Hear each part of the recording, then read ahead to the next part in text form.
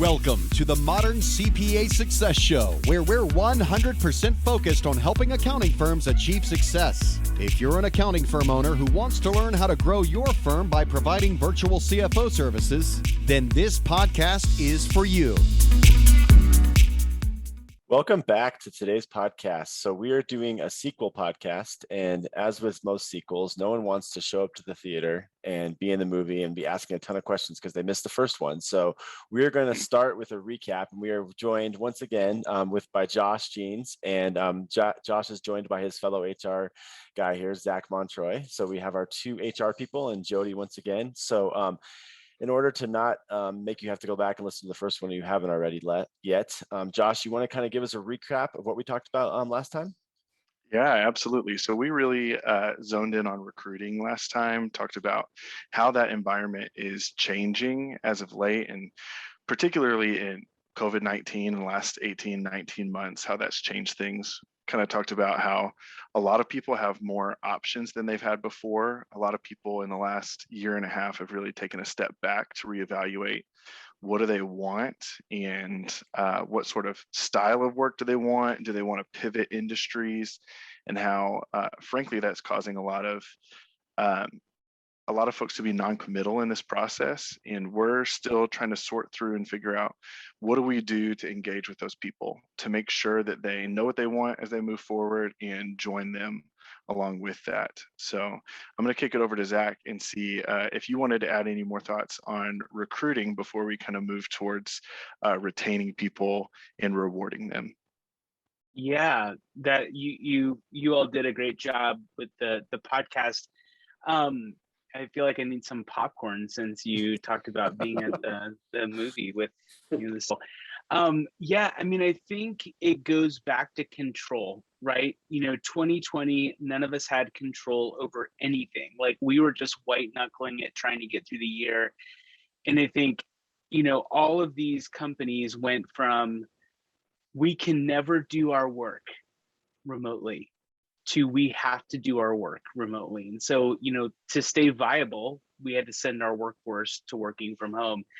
So all of a sudden, there's a ton of options. Like, the economy kind of got more secure and more stable, and companies started hiring again. And I think for many people, like, looking at the psychology of it, I've got some control over this aspect of my life, and I want a fresh start. And so we have just seen a lot of people not leave jobs, but go to jobs. Like, this just seems like a really good opportunity and a great fresh start. And like, I can kind of maybe forget about the pandemic a little bit and move on.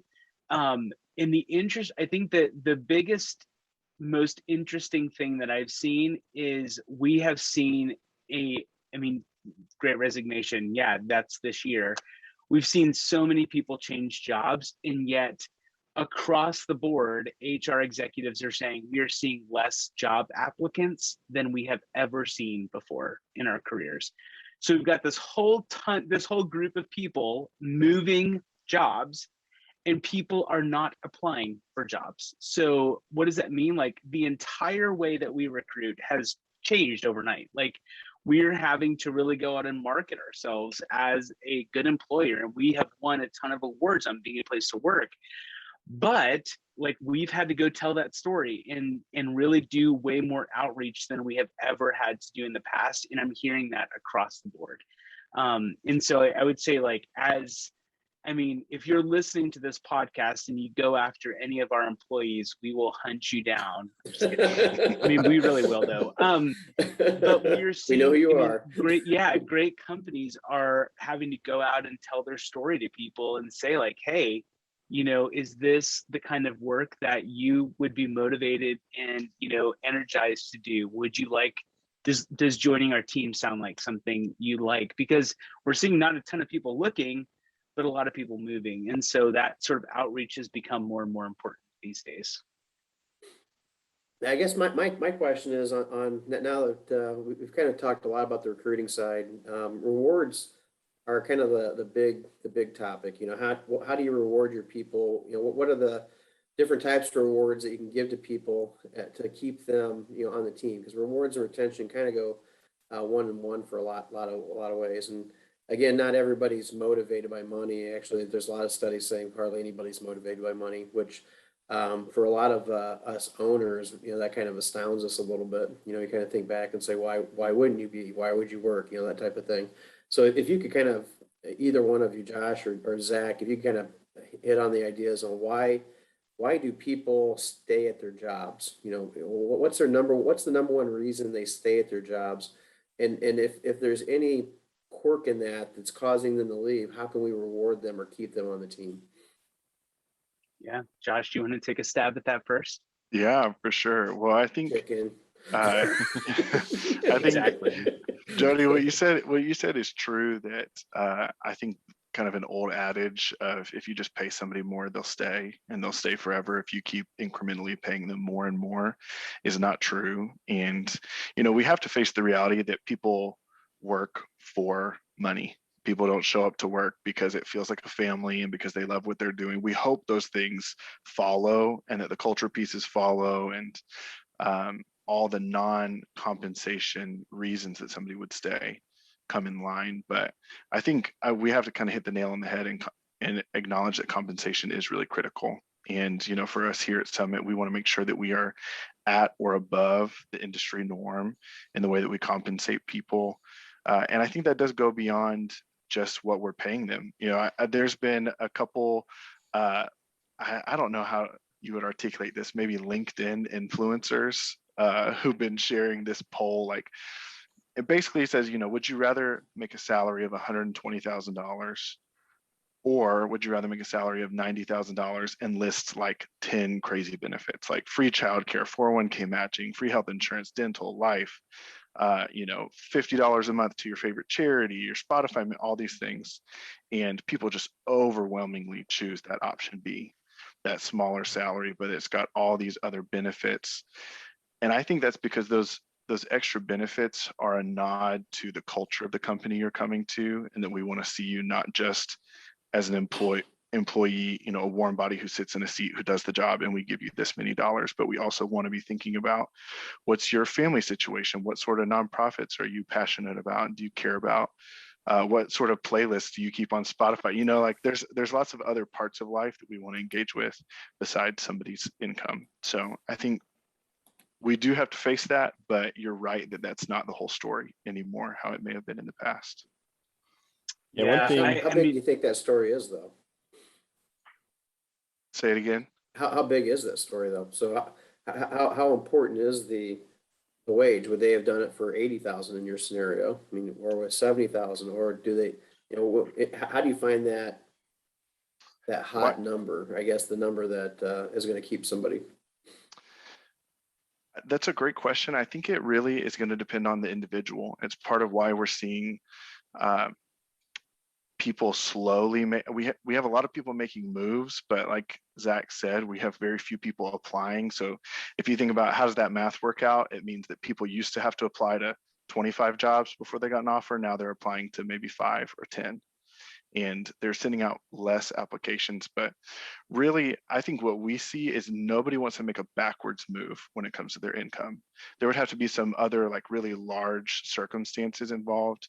And maybe for some people that is at a place like Summit, the opportunity to work remote. Somebody might be willing to take a lesser salary because they just got 2.5 hours a day back in their life from their commute and all the expenses that are associated with that. So from what I'm seeing, I think that is pretty highly individualized. And I hear that a lot kind of in, as I'm screening people and talking through what are your expectations, really people don't want to move backwards. I think people are even open to a lateral move as long as they see a path forward to continue to grow, but nobody wants to go backwards. Are you interested in offering virtual CFO services at your firm or scaling your existing service offerings? The Virtual CFO Playbook, How to Land $60,000 a Year Clients and Provide a Killer Client Experience, is an online series of modules that will equip you with essential tools for creating and delivering scalable VCFO services. These approaches have helped Summit CPA grow from $500,000 to upwards of $5 million in revenue over the past decade. If you're ready to grow your firm, visit summitcpa.net/VCFO Playbook to enroll now. Yeah, I was going to ask there real quick is, so one thing I heard, and I'm not sure if Jody remembers this, we were at a conference and there was an HR person and he mentioned that one of the ways to creatively pay people is to actually personalize it. So the example he used is, if there's, let's say employee A loves a certain band and that band has a huge concert every year in Chicago, like to pay for that person to go to the concert, pay for the hotel, put them up for a couple nights and pay for their spouse, that might cost $4,000, that an employee would value that a lot more than a $10,000 bonus. What are your guys' thoughts on that theory? And if you think that's true? Zach, I'd love to hear your thoughts. Yeah, I think there can be some good in that. Obviously, I'm not a tax guy, so like you got to be careful of like the legal ramifications from gifting and all of that. But the one thing you have to watch out for there is equity and making sure that you are not. And the reason I say that is I've seen some owners of businesses like, this person's my favorite person on the team, and so I go do this for that person, and then there's like all these other people that you haven't done anything for, and so there's that, like, you're going to create a different problem there. But I also think like personalized gifts can be very, very important, and I would say like that is something Summit does extraordinarily well. Like on your anniversary you're getting chocolate, and like, I mean, honestly, like my kids see something from Summit CPA come in the mail, and like, I won't lie, on my birthday, I was like, no one check the mail. No one is allowed to check the mail because I knew there were going to be some yummy candies that I didn't want to share. So I think like that can be a good thing. Don't make sure that you do it well would be my like the HR caveat that I would give to that. But I think like in the personalizing pay category there as well, everyone is working from, not everyone, most companies have a remote or flexible option now. So that is not nearly as much of a benefit that we're able to tout there. But I'll tell you one thing that is our education stipend and our remote work stipend. So we have all these companies out there right now who are asking people to work from home, and there's expenses that you incur as part of that. And we've been, I mean, Jody, Adam, we've been doing this for years where we give you money and say, hey, if you want to pay your cell phone bill or your internet bill or buy a new desk, like this money is for you to build that office, like knowing that you're going to have some expenses there. And if you want to go on a trip for an education conference, awesome. Like we're giving you flexibility. I think that is one of the biggest benefits you can give people right now is like flexibility and options. And I think that that's been a huge advantage for us. Did I just crush your dreams, Jamie? Jamie, on the two stipends? Yeah. So one of the things we do for all of our employees, to Zach's point there, is we do have two stipends that get put onto a PEX card. So it's a card that you have in your wallet, and you can use it when you have either education costs or technology needs. And again, we're pretty we don't sit there and tell people what they need, which I think is the best part about it, right? So I think it goes back to the personalization. Like some people, really want to have a standing desk, and they always wanted it at their previous office, and they had to jump through all these holes to get it and all these loops to get it. Like, oh man, it took me 6 months to get that standing desk. Where if you're at Summit and you're at Costco and you see a standing desk for $200, you just pull out the right card and you buy the standing desk and walk home with it, And so I think that's what is great about it, is it is personalized. And I think if you went to each single person at Summit and asked what they use their card for, everybody'd have a different answer, but they'd all be extremely satisfied with what they're using it for. Yeah. So it kind of prevents them from having to wait in line or ask about the chair, right? Right. Yeah. Hey. Or like bureaucracy there too, right? Oh yeah. And the nice thing about it is kind of the side effect is that it relieves a lot of administrative issues. So we try to run the company on a small administrative team. And that's just one less thing that an administrative person has to worry about: ordering desks, handling, disputes between people, why someone's got this color chair versus that color chair, whatever it might be. It eliminates a lot of that, which is pretty cool. Jamie, do you know how much our tech stipend is? And we broadly call it tech stipend because, as Jamie mentioned, it can be used for technology or really anything office wise. It can be used for a chair. It can be used for a desk. Like Jamie mentioned, it can be used for really whatever. We I don't believe it's monitor that. I and believe we it's give 3,000 a that. year, isn't it? Isn't that the education side? I always get education and tech confused, but I think they're both similar in that amount for 3,000 a year. Yeah, and then with the education stipend, Jamie, how does that work? Yeah, same thing. So I think that, I have a card that I use, and the great thing about that again is the flexibility of it. So a lot of people, will get together and they'll go to a conference together, and they'll say, okay, this is a topic we want to learn about. We really want to learn about ESOPs, and there's an ESOP conference in Tampa. Let's go together down to Tampa, and 3 or 4 of us go and hang out and use that card for the conference, and really enjoy the luxuries you'd have to get a lot more approvals for at another firm, especially in the CPA world. And so I think that's part of it, but also, I use it for my Audible membership, so I have an Audible account that I use my education for, so that way I don't have to think about it every time I buy a book. I'm like, okay, I just add it to my Audible account and that goes to my tech stipend. So a lot of people use it for different things. And again, I know I've always been a library guy. It's always just been easier to go to the library and wait for books, but sometimes you have to kind of wait for 4 months or 5 months for the newer ones to come on. If I need to buy a book, I just put it on my PEX card, and then it's in the mail at Amazon 2 days later. So I think that's the nice thing about the tech one. Or the education one, sorry. Yeah, no, I completely agree. And it kind of forces people to actually be grown-ups, right? Hey, if you want to go somewhere, great, just save your money up for it and you can go there. Because we don't just plop it all on one day and then they use it. We give them a monthly stipend, right? So it's a monthly thing, hits their PEX card, adds value to the PEX card, and they can zap it all down one day. But again, if that one opportunity does come up, no, they're not going to be able to go unless they pay for it out of pocket. So, I mean, that's the nice thing about it, right? It gives them the ability to make choices, which is valuable, which I think is a huge perk for sure. So something that I think Jamie and Jody, you guys are both kind of circling around here with the flexibility of that. And I like what you said, Jody, people have to be a grown-up, is those sort of benefits. And this kind of bleeds into retention for people. It gives people autonomy.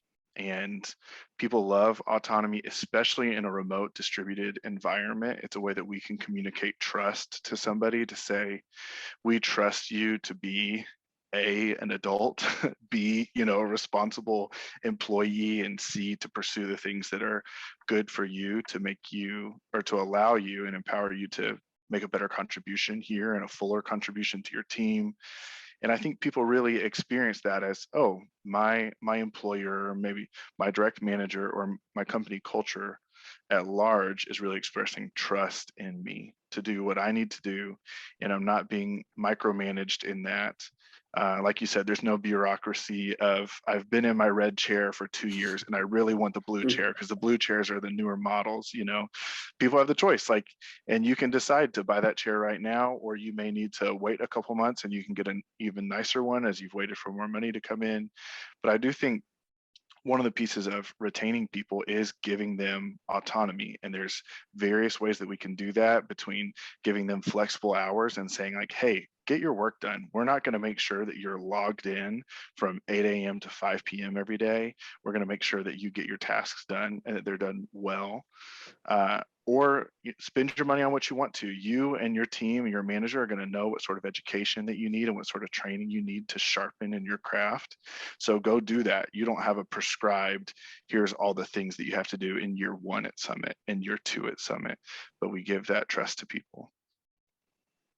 I think that, as a firm that's all over the US, the one thing that really I've appreciated is the way we handle those working hours, right? And I think what we've always communicated to employees, and again, I'm in the mountain time zone, so I'm a couple hours behind everybody on this call, but like one of the things that I communicate, and I know that the people in similar time zones to me communicate, is these are the hours I plan on working, right? For me, it's 9 to 5 on a weekday, right? I'm like, okay, these are the hours I'll be around, but if you need to get me at 7 a.m., just give me some heads up, right? Like the worst thing that happens to me is like, I'll go into my office the night before and just kind of wrap up some emails and stuff, and it's 9 o'clock at night, and I found out, oh, Jody just added a 7 a.m. meeting for me tomorrow morning. That's the hard part, is like, it's just the night before and I find it, so I think that's the kind of stuff that we really pride ourselves on, is that, okay, I understand that Jamie's schedules this, but if I give him a couple days heads up, he's going to come in for that 7 o'clock meeting if he needs to. And so I think that's the way we've always communicated, is make sure the people you work with know when you're around, know the hours you're going to be working, and that they're going to work. But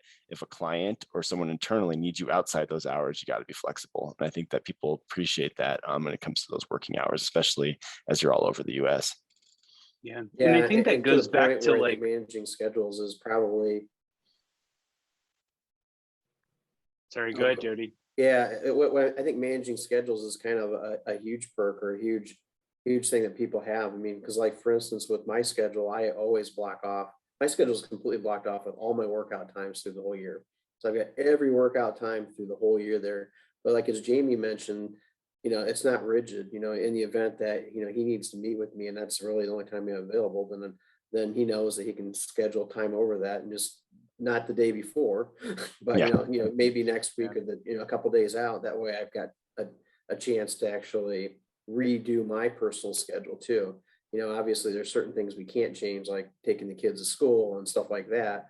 And people mark that on their calendar that way. Hey, running the kids to school. And so you think I'm gonna, as the owner of a company, gonna trump Jamie and say, hey, Jamie, you can't take your kids to school because I'm more important than that.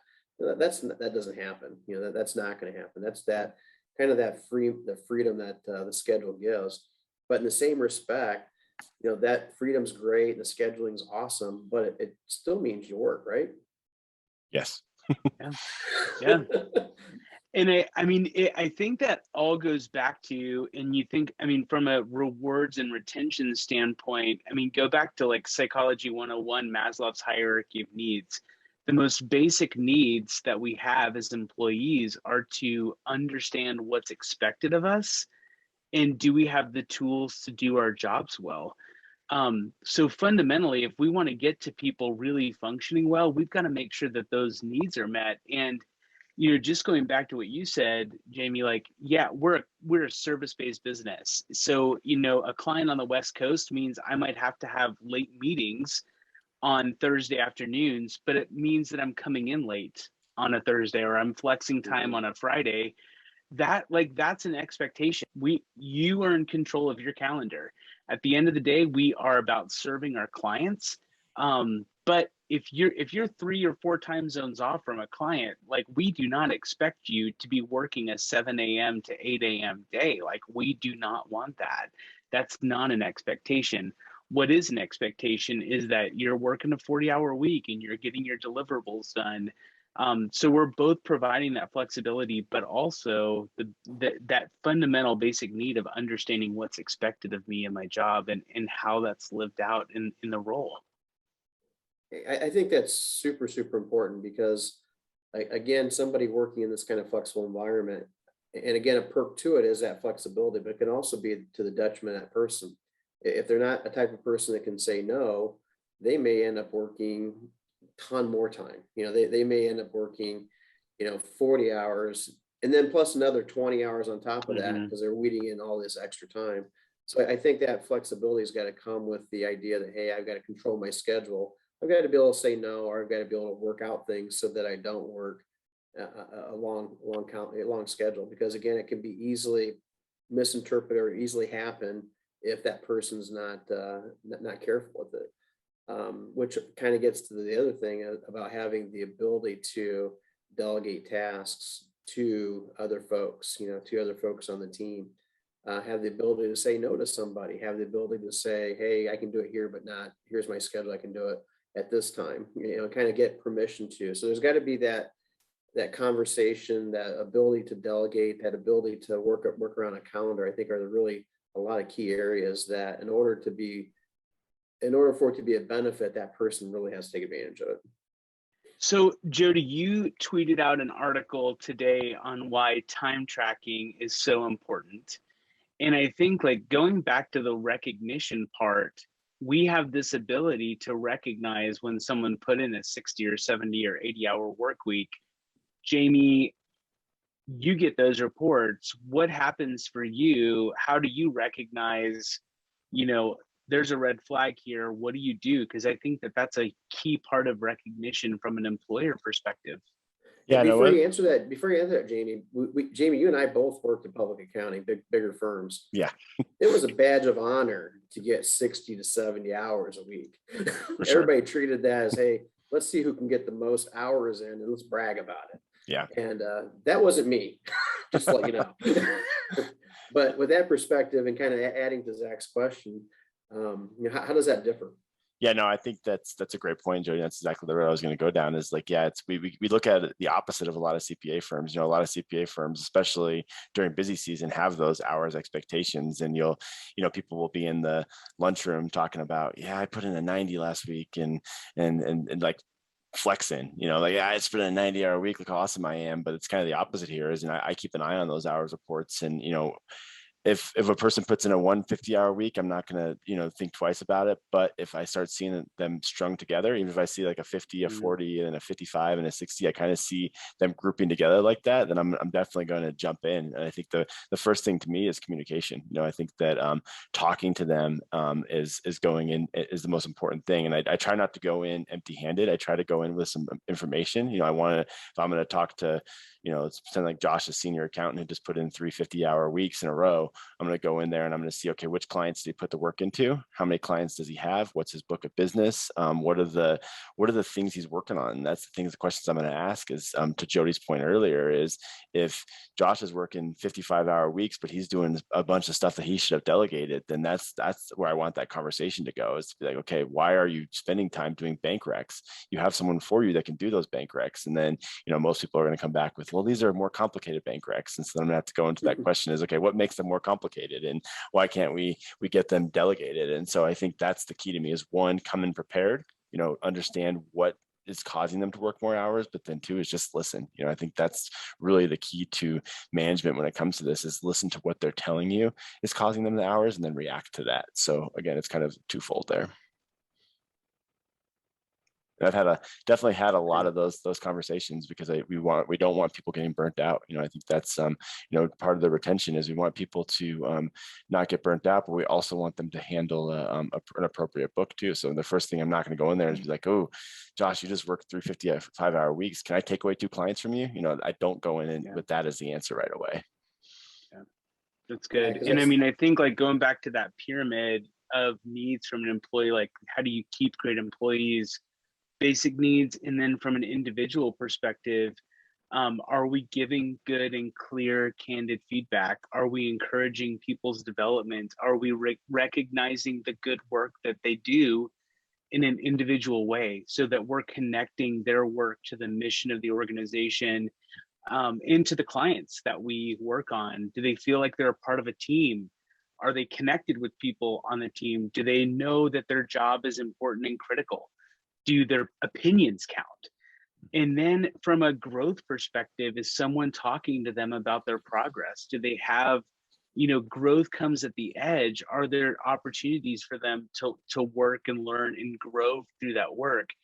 Those are the people who are most engaged. Those are the people who don't leave organizations for the, shiny, $500 bonus. Like, those are the people who are in it. And so those are big alerts to us. Like when people are not connected, they don't have a friend at work. Gallup found that was a huge piece of retention. The employees who stay have a good friend in the workplace. And that has been challenging for us being remote, because we weren't able to have a retreat last year. Like that's a huge connection piece for us. To get to know and become friends with one another, because you have to be so intentional about that, over Zoom. Those are the things that we have to get creative and brainstorm and try and fail forward on. But when you think about the most engaged employees, you've got to work from basic needs through their individual team needs and challenging their growth. Great. So we are actually almost at time here. So I'm going to give you guys a chance. So I know this is hard, and this is a big area, rewards and retention, but I'm going to give each of you number one thing you can do to keep your employees longer. So I'm going to start with you, Jody. So what did you say was number one thing you could do to keep employees at your company longer? I think the biggest thing is just kind of show that you care, you care more about them than maybe the bottom line, or maybe you care more about them than, than something, you have a vested interest in them.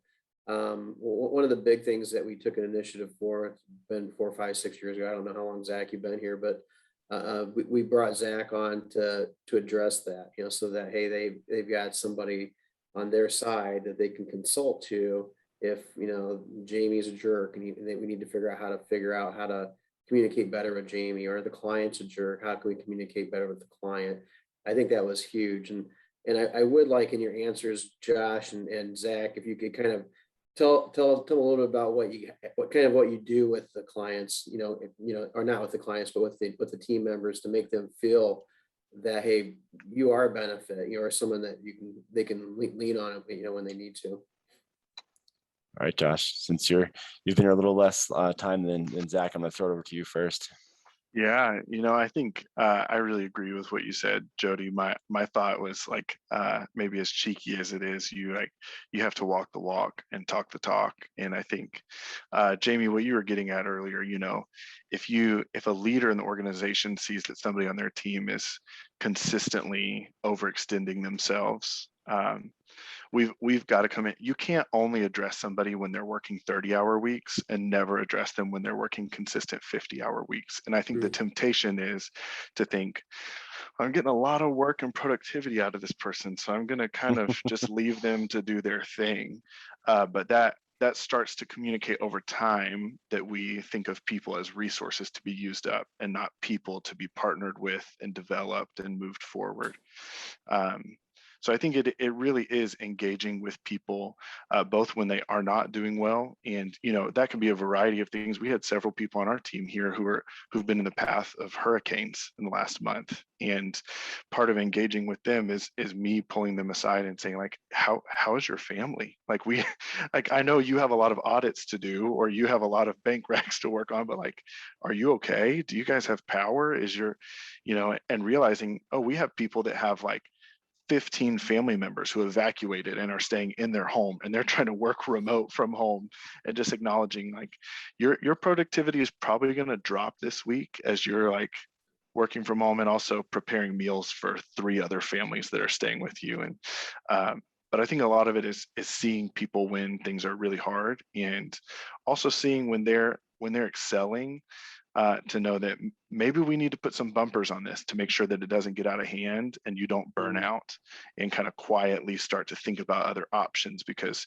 you're being so used up in your position. And I think your point was perfect, because I think the other part of it too is it needs to be personalized as well. There are certain people that take pride in delegating and moving their job, and like if I see those people start creeping over 40 hours, I start to get concerned, right? Like, because they've worked really hard over the last like 3 years to get all their work delegated, and they've been putting in 40 hours a week consistently for 6 months, and now I see 42, 45, 48. Obviously something's changed in their schedule, and I know that because I know that person. And there's some people that it's just in their nature. They're going to work 55 no matter what. They just love it. They love their job. They're willing to do that. They're willing to put in 55. And so like, you have to just know your people a little better and know your people personally, because what works for one person isn't the same. So you have to make sure you keep an eye on each person individually.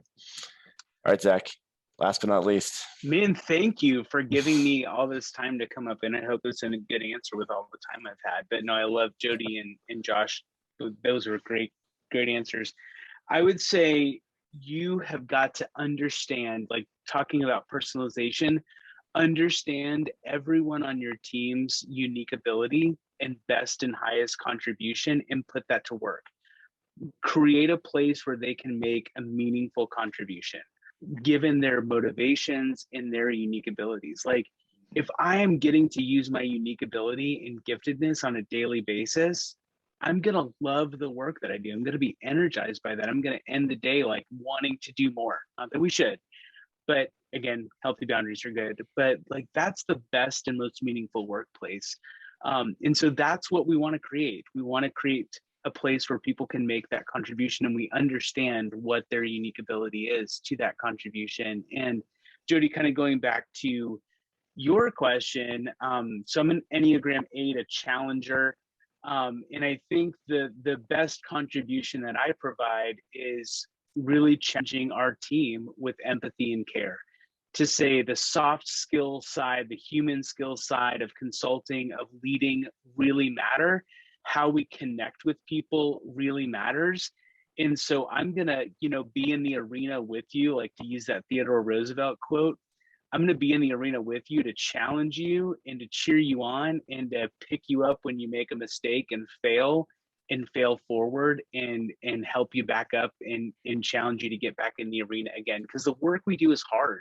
but it's also really meaningful. And so I think having a person to process that with is important. And I think that investment has been really integral to a lot of our CFOs' success. But also, like, we connect it back into the work that we get to contribute at every day. I think that's a great way to end this podcast. You may have even opened a can of worms for another podcast about how to help people identify what does make them tick. And I know we worked on that at our last retreat, so maybe that would be a good podcast we could bring you on for in the future, because I know that was something that I enjoyed learning, and definitely learned a lot about myself when we did that. So appreciate all you guys. Thanks for coming on. And I think, again, this was a great sequel. So no letdowns here. So appreciate it. Yeah, thank you. Guys. Thanks. Enjoy this podcast? Visit our website at summitcpa.net to get more tips and strategies for achieving modern CPA firm success. We're here to be a resource in this ever-changing industry.